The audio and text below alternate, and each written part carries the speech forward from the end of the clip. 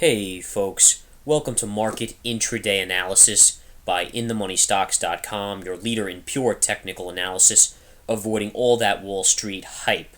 Today, Tuesday, January 6th, 2008. Well, let's get right into the charts, folks, because there's a fascinating chart today. It really held up to all the technical rules you want to see when you're being a trader, because there really was nothing that happened today that you couldn't have understood or at least kind of traded off of for profitable trades in the intraday SPY chart. Now, we're looking right now at the intraday SPY 10-minute chart for the 6th. Here's the 6th, here's the 5th yesterday, and a little bit of the last Friday as well. Now, the idea here, folks, is you gapped up this morning. You had a nice little gap up off of a little bit of news out there, a little bit of sentiment change. There's a very bullish sentiment right now, which is a huge change in how things have been, because we all know that over the last couple months, things were just ugly and bearish. And all of a sudden, you've seen a switch in psychology. And psychology is a key component of trading.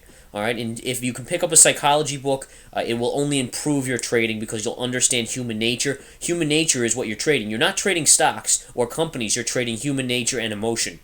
As a trader, as an investor, as a swing trader, whatever you are, that's what you're trading. Now, to understand what's going on here, you have this positive mentality in the markets right now over the last 2 weeks, and most likely, although we'll see some volatility and maybe even a pullback in the coming days, you'll probably see a decent move up. We'll choreograph that in the research center. We always do, and let our subscribers know it. But what you're really I want to really talk about here is the gap up and then the drop. Now, we choreographed this in the chat room today as well perfectly, because we talked about this gap up pre-market that was going to happen, and this was before the market opened at 9:30 a.m. Eastern time. And we said, guys, we're going to gap up, but it's not a big gap up, so don't look for an immediate fade. In fact, look for a push up, and then at 10 o'clock, a key reversal time frame, look for the fade into that. And sure enough, you got a beautiful move up. And then at 10 o'clock, what happens? The market takes a nosedive. Where does the market go, though? That's the question. Where can you expect it to go? Well, you have a level here on the chart that's a triple support.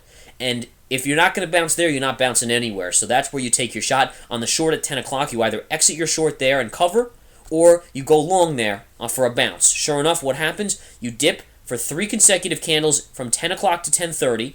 Where do you go? You go into gap fill right here.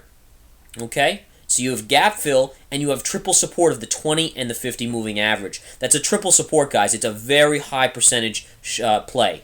Very, very high percentage play here. So keep that in mind. So that's your cover spot for your trade on the short side, or your buy price for a little bit of a bounce. Notice you get a little bounce back up, then you retest, and you actually break the low here. But one thing I want to point out is you absolutely never confirm the break here. You close below the moving averages, and amateurs would say, oh, I guess this is, it's going to be a breakdown, let's go short, blah, blah, blah. What I tell my traders, and what we have taught people to do, is say, no, don't do that. In fact, wait on the sidelines here until you confirm it with making a lower low the following candle of a breakdown. Sure enough, what happens? The next candle reverses to the upside. You recapture the 20 and the 50 moving averages. You never really broke because you only had one close below. You didn't get to break the low of this current candle for the confirmation.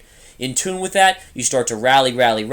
A little slow up move over lunchtime. Fed minutes came out at 2 o'clock. You got a little bit of an initial down move, but now you're seeing the market recapture. And you notice this line. Really, if you take this gap fill and this moving averages, you never broke it except for this one candle that did not confirm. So everything was choreographed here beautifully on the chart. Even your sell-off here came right down, piercing the 50 moving average, but then again, never took out this low or even this low, which were the key supports. This would have been support 1, support 2, if you had confirmed and broken this lower levels of resistance. So sure enough, what do you have? You have another move up in the markets where you have gently, slowly moved up, and we're trading above this resistance point. We broke this, and you can see 1 candle, 2 candle sideways motion right at that level of resistance.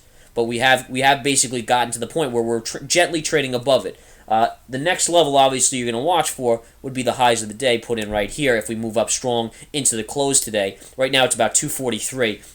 If we trade higher into the close, this would be the spot to look for as next resistance. But again, this is pure technical analysis. I couldn't care less what the Fed said. It was all in the charts. You're basically just looking for a possible move down into this support. After that here, if that breaks, then you get worried for a possible move down into here. But ultimately, trading in a sideways motion with the sentiment out there and the indicators out there on sentiment, you have to be very cautious in this environment and realize that the market right now is in a bullish stage, and it wants to continue to float higher until we get a shock. Now, there's going to be a shock.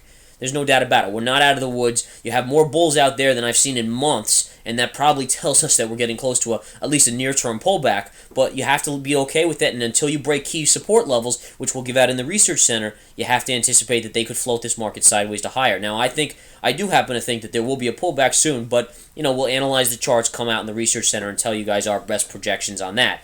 All right, now again, going back to yesterday, what can we also see here? Well, there's a couple other things I want to point out here. Number one, let's draw on the trend line. We have another trend line here to look at. From the lows in the afternoon yesterday to the low here, look at where it comes exactly to. So you can see another support line. This is actually another support line drawn in the market. And there's just so many supports here that it's very tough unless we get heavy volume or very negative news for this market to get through on the downside. So until then, you can see the market's actually inching up again. So we'll see if we get to this upper range right here. All right, folks? So watch for that in the near term, and we'll continue to analyze it in the Research Center this evening.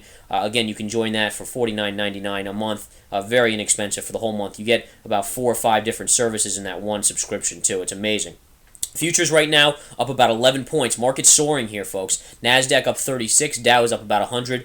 Oil closing flat on the day at 230. We'll continue to watch for that. And gold having a nice up day. We had called the downdraft yesterday in gold, and in the Research Center last night we said, guys, you're right about its support here. Let's look at that on the daily here. I'm going to go to the daily quickly, and we'll flip to the daily. There we go.